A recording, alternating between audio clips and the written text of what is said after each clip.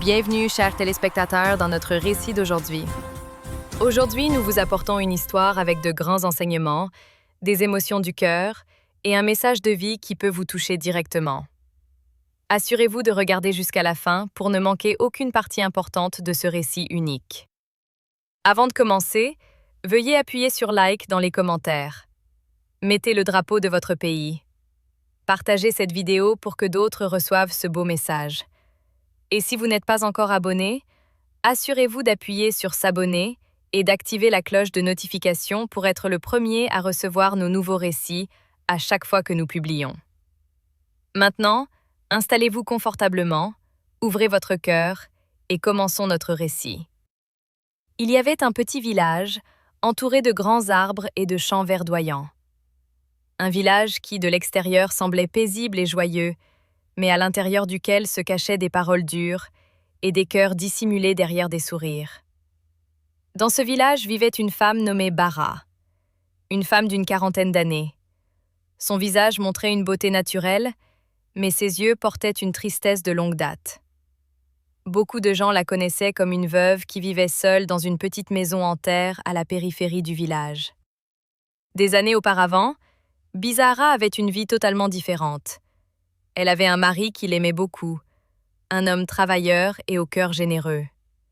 Ils s'aimaient sincèrement et vivaient dans l'espoir d'avoir un jour un enfant qui remplirait leur maison de rires et de joie. Mais les années passèrent sans enfant.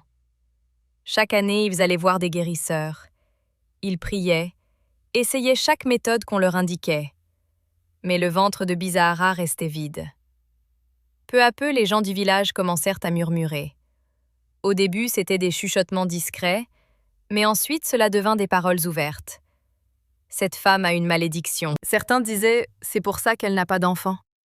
D'autres ajoutaient avec des voix moqueuses « ces paroles blessaient Bizarra plus que quoi que ce soit ». Mais son mari était son pilier. Chaque fois qu'elle pleurait, il la réconfortait et lui disait qu'un jour Dieu se souviendrait d'eux. Cette parole lui donnait la force de continuer à vivre. Cependant, la vie n'eut pas pitié. Un jour, soudainement, son mari tomba malade, et après seulement quelques semaines, il décéda. Sa mort brisa profondément le cœur de Bizarra. Elle se retrouva seule au monde, sans enfant, sans compagnon, et sans personne à appeler famille. Après les funérailles, la situation changea complètement. Les gens qui la consolaient au début disparurent un par un. Le village commença à l'exclure ouvertement. Les femmes l'évitaient au marché, les enfants étaient éduqués à ne pas s'approcher d'elle, et les hommes la regardaient avec des yeux méfiants, comme si sa présence était un mauvais présage. Bara se sentait comme une ombre qui marche, une personne que l'on voit, mais que l'on n'entend pas. Sa petite maison était silencieuse, chaque jour. Il n'y avait pas de voix d'enfant riant, ni de voix de mari l'appelant. Il y avait le bruit du vent qui s'infiltrait par les fissures du mur et la porte qui battait doucement la nuit. Souvent, elle s'asseyait seule sur une chaise en bois, regardant le petit feu dans la cuisine, tandis que les larmes coulaient silencieusement. Elle se souvenait des moments heureux qu'elle avait connus, et chaque souvenir lui brûlait le cœur comme une épine. Pour continuer à vivre, Bizarra commença à faire de petits travaux. Elle cultivait une petite parcelle de terrain, préparait des beignets et les vendait au marché le matin. Mais même là, au marché, elle ne trouvait pas la paix. Quand elle s'arrêtait pour vendre, certaines personnes passaient sans même la regarder. D'autres achetaient avec mépris, comme si on les forçait. Il y avait des jours où elle rentrait chez elle avec toutes ses marchandises parce que personne n'avait acheté. Quand elle arrivait à la maison, elle les posait sur la table et s'asseyait en silence à réfléchir sur le destin de sa vie. La nuit était plus difficile que le jour. Quand le monde dormait, ses pensées la harcelaient. Elle se demandait souvent « Pourquoi moi ? Qu'ai-je fait pour vivre ainsi ?» Il n'y avait personne pour lui donner une réponse. Elle priait, pleurait et parfois s'endormait sans manger. La solitude la transforma en quelqu'un qui s'isolait davantage. Elle commença même à avoir peur de parler aux gens, car chaque parole qu'elle entendait semblait être un jugement sur sa vie. Malgré tout cela, au fond de son cœur, il y avait une petite étincelle d'espoir qui ne s'éteignait pas complètement. Chaque fois qu'elle voyait des enfants jouer dans la rue, elle souriait avec douleur, mais aussi avec amour. Elle désirait même juste pour un seul jour avoir un enfant à serrer dans ses bras, qu'il appellerait maman, même s'il n'était pas né d'elle. Mais elle savait que dans ce village, ce rêve semblait une plaisanterie. Un matin, après une autre nuit de lourdes pensées, Bara se leva plus tôt que d'habitude. Elle enfila son vieux tissu, prit son panier de beignets et décida d'aller au marché comme d'habitude. Elle ne savait pas que ce jour commencerait comme tous les autres, mais se terminerait comme le début de grands changements dans sa vie qu'elle ne pouvait même pas imaginer. Ce matin-là, l'air était plus calme que d'habitude. Une légère brume s'étendait sur le chemin étroit qui menait au marché, et les voix des oiseaux brisaient le silence de l'aube. Bizahara marchait lentement, portant son panier de beignets sur la tête. Ses yeux regardaient devant, mais ses pensées étaient loin. Chaque pas qu'elle faisait semblait lourd, non pas à cause du fardeau qu'elle portait, mais à cause du poids des pensées qui étaient dans son cœur. Le chemin vers le marché passait près d'une petite rivière légèrement à l'écart du village. Habituellement, beaucoup de gens n'aimaient pas passer par là très tôt le matin, car cet endroit était calme et plein d'histoires effrayantes racontées par les anciens du village. Mais pour Bizahara, ce chemin était plus court et lui faisait gagner du temps. Elle n'avait pas la force de faire le détour par le chemin plus long. En s'approchant de la rivière, elle commença à entendre la voix de quelque chose, comme une personne qui pleurait au loin. Au début, elle pensa que c'était le vent qui soufflait dans les feuilles. Mais à mesure qu'elle avançait, cette voix devenait plus claire. C'étaient les pleurs d'un enfant, de tristesse et d'appel au secours. Bizahara s'arrêta brusquement. Son cœur commença à battre rapidement.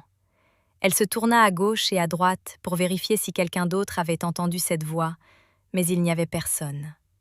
Avec beaucoup de précaution, elle descendit lentement vers le bord de la rivière. De grandes herbes lui touchaient les pieds, et l'eau de la rivière coulait doucement en émettant un son apaisant.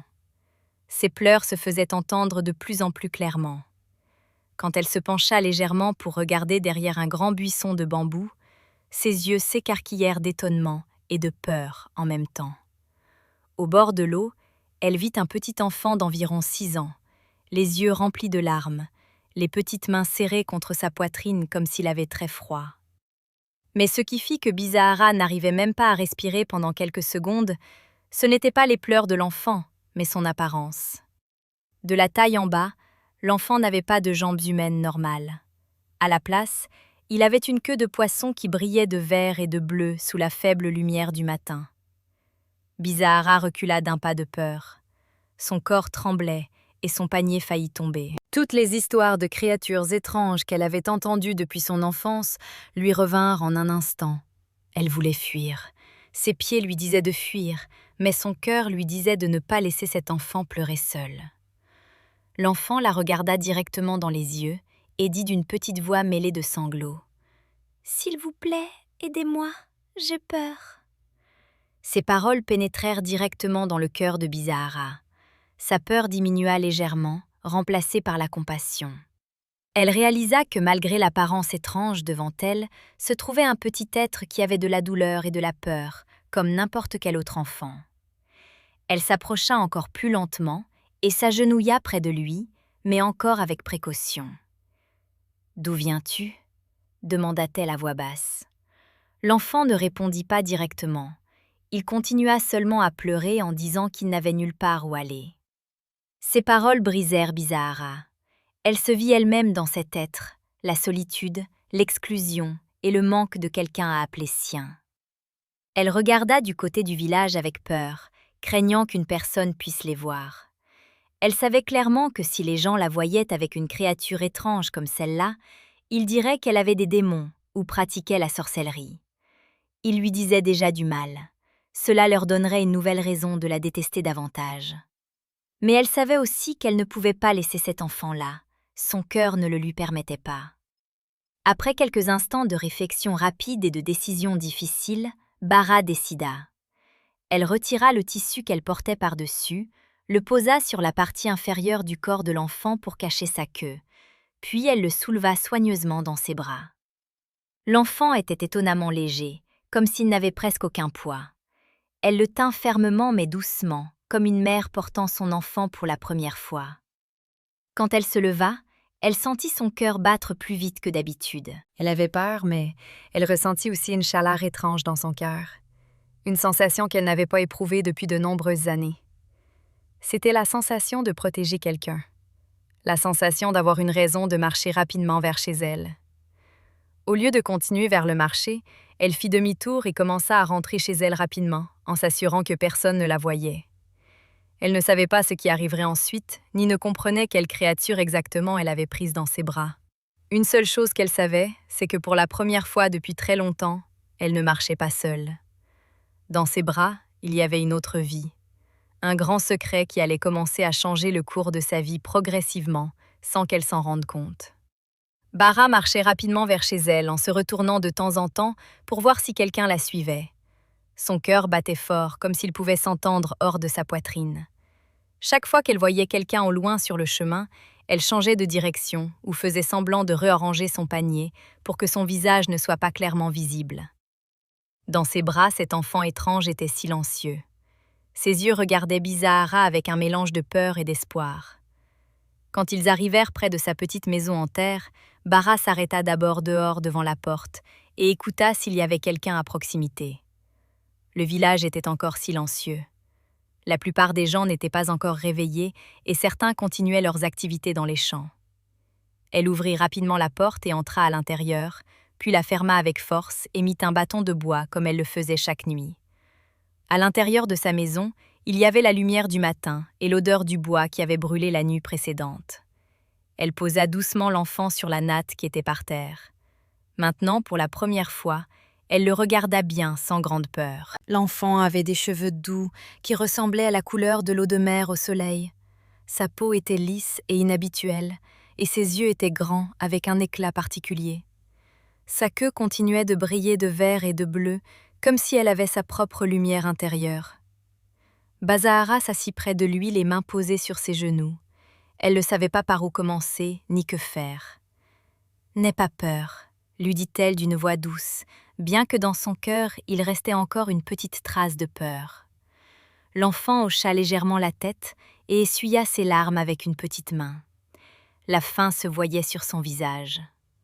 Bazahara se leva et alla dans la cuisine, chercher un bol de bouillie qui restait et un morceau de manioc. Elle revint et les posa devant lui. L'enfant regarda la nourriture avec étonnement, comme s'il n'avait pas vu quelque chose comme ça depuis longtemps. Puis il commença à manger lentement. La façon dont il mangeait montrait qu'il avait très faim. Bazahara le regarda avec beaucoup de compassion dans le cœur. C'était la sensation d'une mère qu'elle n'avait jamais ressentie dans sa vie, mais qui commençait maintenant à germer doucement, sans qu'elle s'y attende. Après avoir mangé, l'enfant sourit pour la première fois. Ce sourire était si pur et sincère que Bazahara sentit ses yeux se remplir de larmes. Pendant de nombreuses années, sa maison n'avait jamais vu le sourire d'un enfant. Le silence rempli de tristesse commençait maintenant à changer et à devenir un silence de paix. Le défi commença quand elle réalisa qu'elle ne pouvait pas laisser cet enfant rester seulement sur la natte. Elle chercha une grande bassine pour se baigner qui était à côté de la maison. Elle la remplit d'eau et la tira à l'intérieur. Soigneusement, elle aida l'enfant à entrer dans cette bassine. Dès que sa queue toucha l'eau, il sembla se sentir soulagé, comme si l'eau faisait partie de sa vie. Il respira profondément et ferma les yeux pendant quelques secondes. À partir de ce jour, la vie de Bizahara commença à avoir un grand secret. Elle cacha cet enfant à l'intérieur de la maison à tout moment. Elle fermait bien la porte et couvrait les fenêtres avec des tissus pour que personne ne voie ce qui était à l'intérieur. Chaque matin, elle allait rapidement au marché et revenait le plus tôt possible. Quand elle revenait, elle le trouvait l'attendant avec impatience, et chaque jour, ils se familiarisèrent davantage. Ils apprirent à communiquer, même sans beaucoup de mots. L'enfant commença à lui montrer des signes de joie, de tristesse et de gratitude. Zahara commença à lui parler, comme à un enfant ordinaire, lui racontant de petites histoires et lui apprenant quelques mots. Bien qu'elle ne sache pas son nom, ni d'où il venait, dans son cœur, elle commença à le voir comme un cadeau incompréhensible, mais plein de chaleur d'amour. Cependant, la peur ne disparut pas complètement. Chaque fois qu'elle entendait des gens passer dehors ou des enfants jouer à proximité, son cœur sautait. Elle craignait le jour où son secret serait découvert. Elle savait clairement que le village n'avait pas de pitié et que cette chose lui causerait de grands problèmes. Mais chaque fois qu'elle regardait l'enfant jouer dans la bassine d'eau ou sourire, cette peur diminuait un peu. Une nuit, alors qu'elle était allongée sur sa natte, elle l'entendit rire dans son sommeil. Cette petite voix joyeuse remplit toute la maison. Bizahara sourit dans l'obscurité, les larmes coulant silencieusement. Pour la première fois depuis de nombreuses années, son sommeil n'était pas lourd de tristesse, mais léger de paix.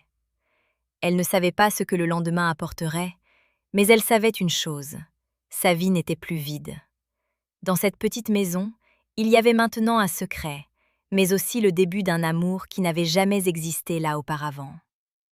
Les jours commencèrent à passer à une vitesse inhabituelle dans la petite maison de Bizahara. Chaque matin, elle se levait tôt, cuisinait et s'assurait que la bassine de l'enfant était remplie d'eau fraîche avant de commencer ses autres activités.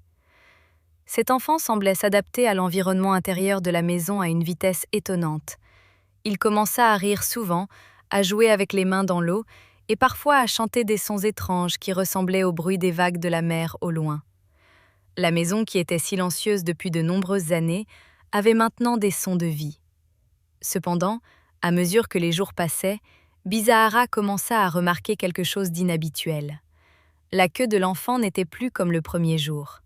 Au début, elle était aux couleurs vives et brillait intensément, mais maintenant, elle commençait à changer progressivement. Ses couleurs s'estompaient légèrement et la partie supérieure de la queue ressemblait de loin à de la peau humaine. Au début, elle pensa que c'était la lumière du soleil qui entrait par la fenêtre, mais ces changements continuèrent chaque jour. Un jour, alors qu'elle lui changeait l'eau, elle vit quelque chose qui lui fit tenir sa bouche de stupeur. À côté de la queue, il y avait quelque chose comme une ligne qui se divisait progressivement, comme le début de 2 jambes. Elle s'approcha encore plus, ses yeux examinant attentivement. L'enfant semblait ne ressentir aucune douleur. Il continua à jouer dans l'eau, comme si tout était normal. Barahara ressentit un mélange de peur et d'espoir en même temps. Ce soir-là, elle ne s'endormit pas tôt. Elle s'assit près de la bassine à regarder l'enfant dormir. Les pensées remplissaient sa tête. Est-il possible qu'il soit en train de changer ? Se demanda-t-elle en silence. Elle n'avait jamais entendu une telle histoire se produire vraiment, mais tout ce qu'elle voyait de ses propres yeux confirmait que des changements étaient en cours. Dans son cœur, commença à germer une pensée étrange. Peut-être qu'un jour, cet enfant pourrait marcher comme les autres humains. À mesure que les semaines passèrent, les changements devinrent plus évidents. Cette queue commença à rétrécir progressivement, et la partie qui ressemblait à une ligne devint 2 petites jambes avec une peau douce. C'était un miracle qui se produisait sous ses yeux. Un matin, en sortant l'enfant de l'eau pour l'essuyer avec un tissu, elle réalisa clairement que la queue n'était plus là. À la place, il y avait 2 jambes complètes, petites mais humaines. Bizahara s'assit par terre de stupeur, les larmes coulant sans se retenir. L'enfant se leva pour la première fois, en vacillant légèrement, puis tomba et rit. Son rire était comme de la musique aux oreilles de Bizahara. Elle se précipita vers lui et le tint doucement en l'aidant à se lever à nouveau. En quelques secondes, l'enfant réessaya et cette fois se tint debout beaucoup plus longtemps.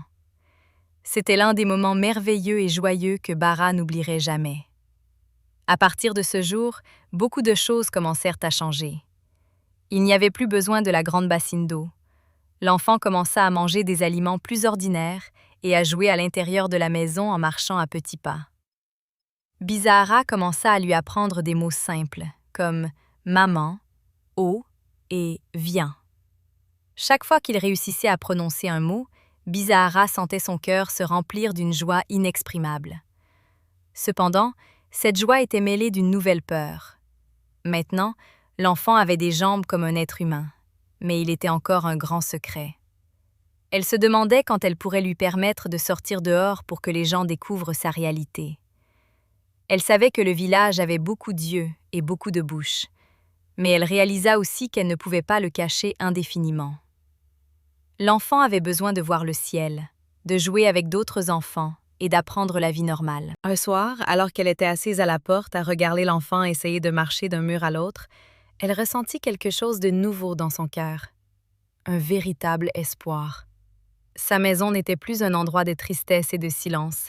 Elle était remplie de sons de petits pas, de rires et d'essais de nouveaux mots. La solitude qui l'avait harcelée pendant de nombreuses années commença à s'estomper progressivement comme la fumée qui disparaît dans le ciel. Bien qu'elle ne sache pas où se terminerait cette aventure étrange, Bara réalisa une chose importante. Sa vie avait recommencé.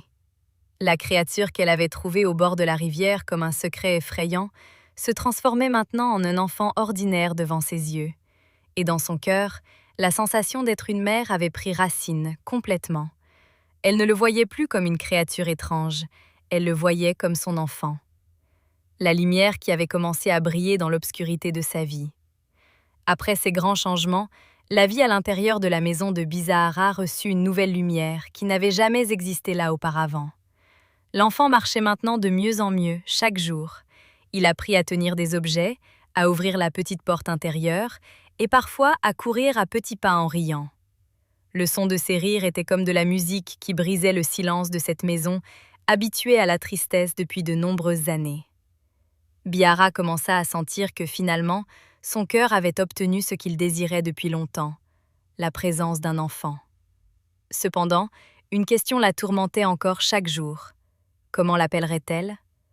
Elle ne voulait plus continuer à l'appeler seulement l'enfant. Elle savait qu'un nom a du pouvoir, a un sens, et peut donner une identité à une personne. Un soir, alors qu'ils étaient assis légèrement à l'extérieur de la porte pendant que le soleil se couchait, Bara regarda cet enfant jouer avec une petite pierre en la lançant en l'air et en la rattrapant. Son sourire était pur et ses yeux avaient un éclat particulier. Soudain, un nom lui vint à l'esprit comme une brise douce. « À partir d'aujourd'hui, je t'appellerai Kim », dit-elle doucement. L'enfant tourna la tête et sourit comme s'il avait compris ce nom. Il se toucha la poitrine et dit d'une petite voix « Kim ». Bara fut saisie d'une grande joie. C'était la première fois qu'elle l'entendait prononcer un mot avec autant de clarté.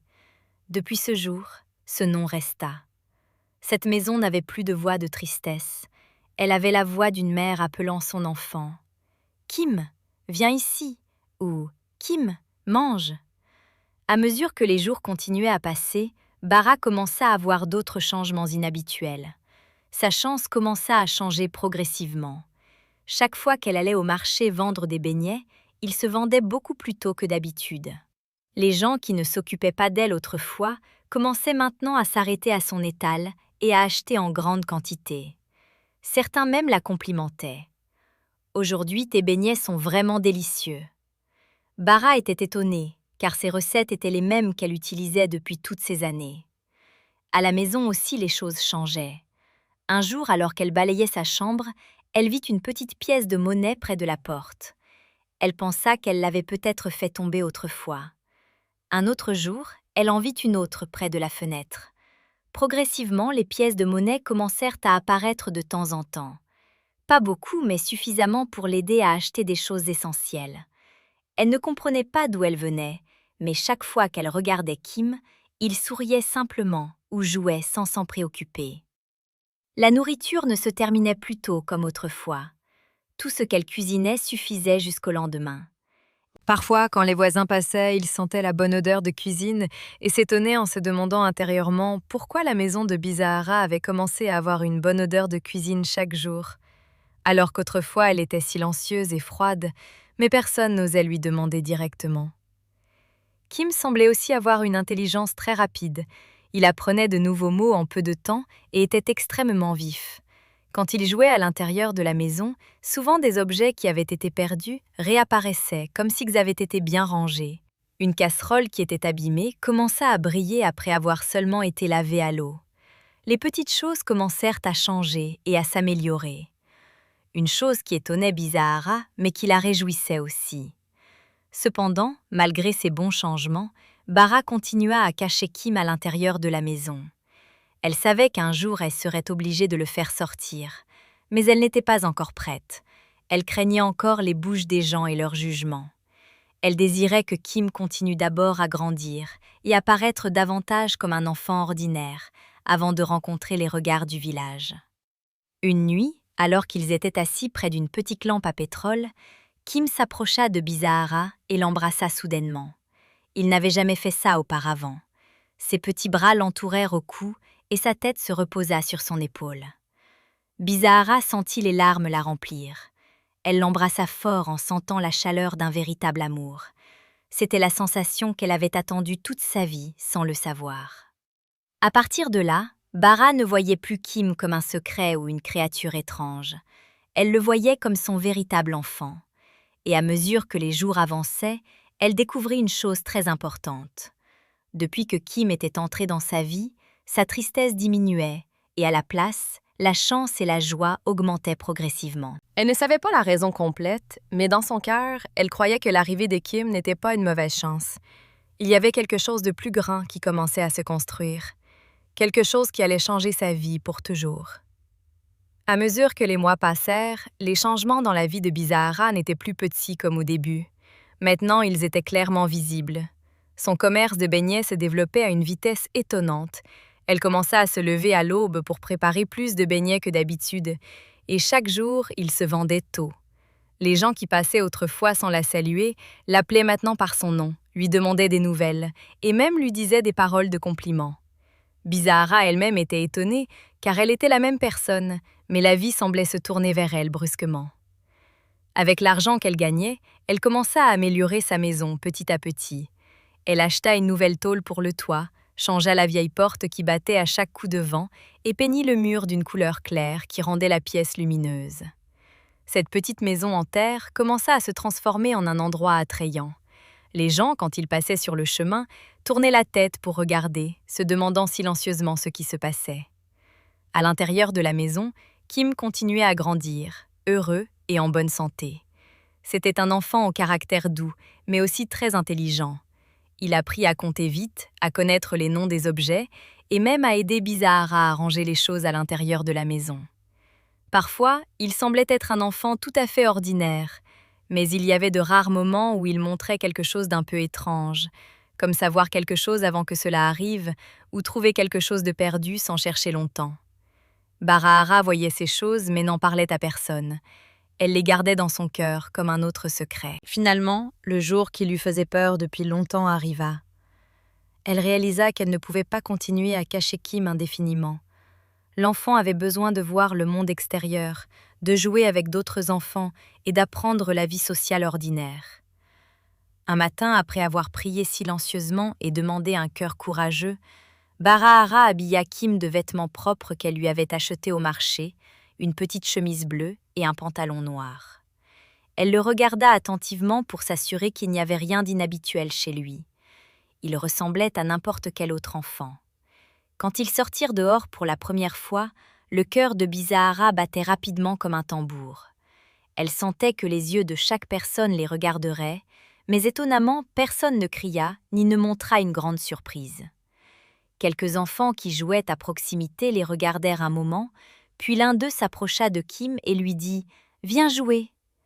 Kim regarda Bara pendant quelques secondes et elle hocha la tête en signe d'autorisation. Alors, Kim commença à courir lentement vers le groupe d'autres enfants. C'était un moment très spécial pour Bara. Elle resta debout dehors devant sa maison, regardant les enfants jouer ensemble. Les larmes coulaient sans se retenir.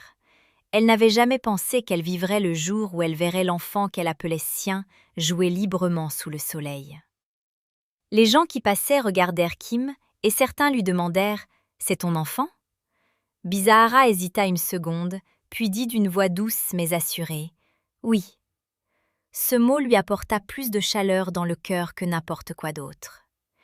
À mesure que les jours avançaient, le village commença à s'habituer à Kim comme faisant partie de la communauté. Il n'y avait personne qui savait la vérité sur ses origines, et ce secret resta dans le seul cœur de Bizahara. En même temps, le succès des affaires continua à croître. Elle élargit son commerce, commença à vendre d'autres collations, et finalement commença à construire une maison un peu plus grande à côté de l'ancienne. C'était une étape qu'elle n'avait jamais rêvé de franchir auparavant. Les gens qui se moquaient d'elle autrefois la regardaient maintenant avec étonnement et une envie cachée. D'autres commencèrent à l'approcher avec une amitié soudaine, lui posant des questions sur les affaires ou lui demandant des conseils. Bizahara ne les détesta pas, mais n'oublia pas non plus comment il lui avait fait se sentir autrefois. Elle apprit à écouter calmement et à répondre avec sagesse sans rancœur. Un soir, alors qu'elle était assise devant sa nouvelle maison, regardant Kim jouer avec d'autres enfants au loin, elle sourit profondément. Elle se souvint du jour où elle l'avait trouvé au bord de la rivière avec peur et doute. Maintenant, devant elle, elle voyait un enfant heureux, une vie lumineuse et une dignité qu'elle avait perdue pendant longtemps. Dans son cœur, elle réalisa une chose clairement.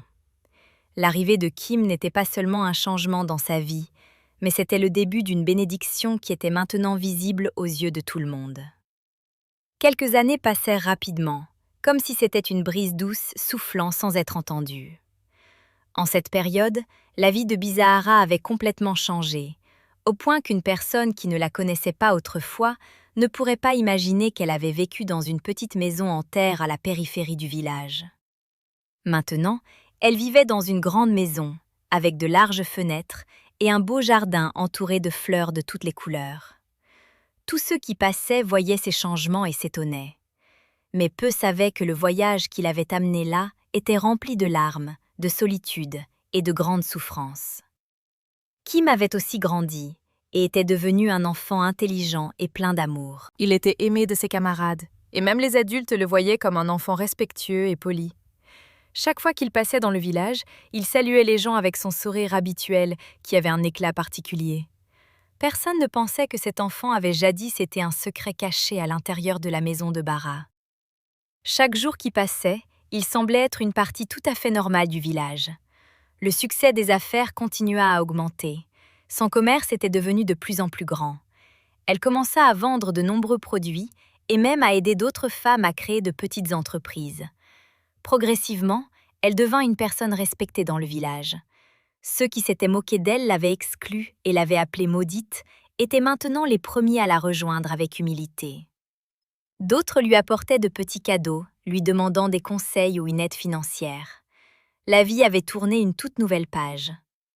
Un après-midi, une femme qui lui avait dit du mal des années auparavant arriva chez elle avec de la tristesse sur le visage. Elle la trouva assise dehors à éplucher des haricots, tandis que Kimou jouait à proximité. Cette femme s'agenouilla et dit d'une voix basse : « Pardonne-moi pour les paroles que je t'ai dites autrefois. Je te demande de m'aider. La vie m'a vaincue. » Bizahara la regarda calmement. Elle ne ressentit ni colère, ni rancœur, mais de la compassion. Elle l'aida autant qu'elle le pouvait et la releva de là où elle s'était agenouillée. Cet événement lui fit réaliser comment la vie pouvait changer de manière inattendue. À mesure que le temps continuait à avancer, beaucoup plus de gens commencèrent à venir lui demander de l'aide. Certains avaient besoin de nourriture, d'autres de conseils, et certains venaient même seulement pour demander pardon pour la façon dont ils l'avaient traité autrefois. Bizahara ne les chassa pas et ne les méprisa pas. Elle apprit que les souffrances qu'elle avait traversées l'avaient enseignée à avoir un cœur de compassion. Elle donna de l'aide autant qu'elle le pouvait, non par vanité, mais par gratitude pour la vie qu'elle avait maintenant. Un soir tranquille, alors que le soleil se couchait et que le ciel était de couleur orange et dorée, Bizahara et Kim étaient assis devant leur maison, regardant des enfants jouer un peu plus loin. Le vent soufflait, agitant les feuilles des arbres. Kim s'appuya sur l'épaule de Bizahara et lui demanda doucement : « Maman, pourquoi les gens t'aiment maintenant ?» Cette question fit sourire Bizahara profondément.